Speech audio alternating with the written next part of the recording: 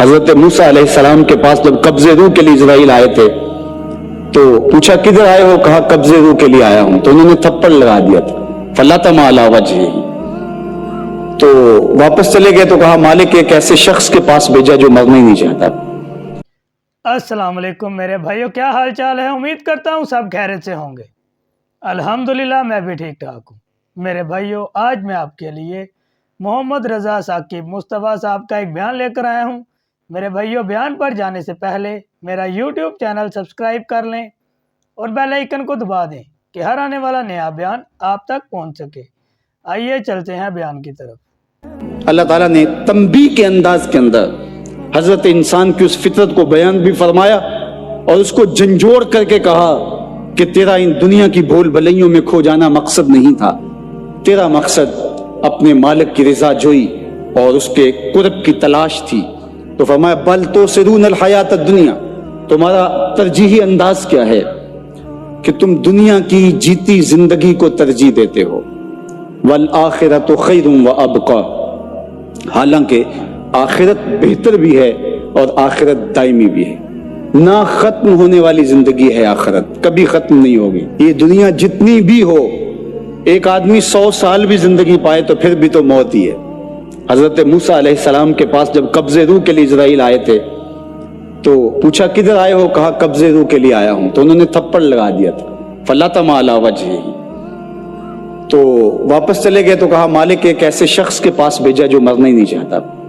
تو کہا پھر جا میرے بندے کے پاس اور اسے کہہ کہ ایک بیل کی پشت پہ ہاتھ رکھیے گا اور جتنے بال نیچے آئیں گے اتنی عمر بڑھا دیں گے. حاضر خدمت ہوئے، پوچھا کہ پھر دوبارہ آگے ہو؟ کہا کہ بس آپ کے عمر کے اضافے کا سندیشہ لے کر آیا ہوں. کسی بیل پہ ہاتھ رکھیے گا، جتنے بال نیچے آئیں گے اتنی عمر بڑھا دی جائے گی. تو بولے پھر کیا ہوگا؟ کہا پھر موت.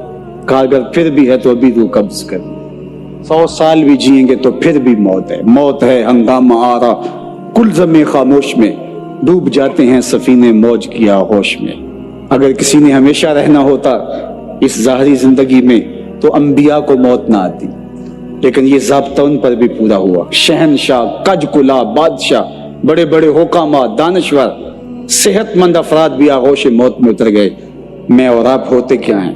ہم تو ایک ایسا جرثومہ جو خوردبین سے بھی پورا دکھائی نہیں دیتا، اس نے پوری دنیا کو ہلا کے رکھ دیا. انسان ذرا دیکھ تو ہے کیا. وما یعلم جنود ربک الا ھو.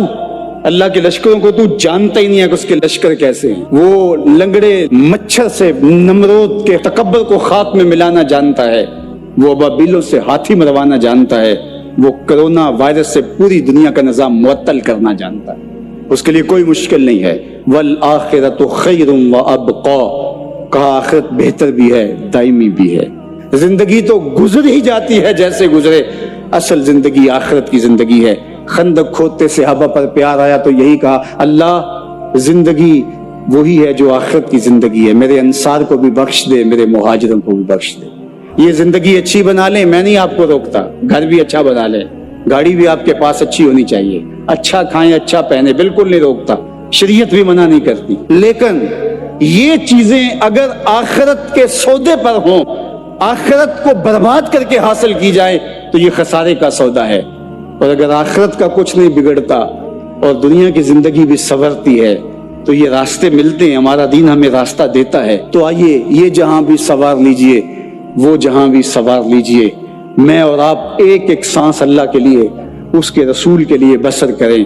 ہم جئیں تو اس کے لیے، ہم مرے تو اس کے لیے. اللہ ہم کو دنیا آخرت کی بلائیاں نصیب فرمائے. تو انسانی فطرت ہے کہ وہ بھاگتا ہے نفع کی طرف، اور دنیا کی زندگی اس کے لیے ایک میٹھا خواب ہے. حلم کہا گیا، میٹھا خواب. اور وہ بھول جاتا ہے کہ یہ سب کچھ ٹوٹ کے بکھر جانے والی چیزیں اور سب کچھ یہاں رہ جانے والا ہے.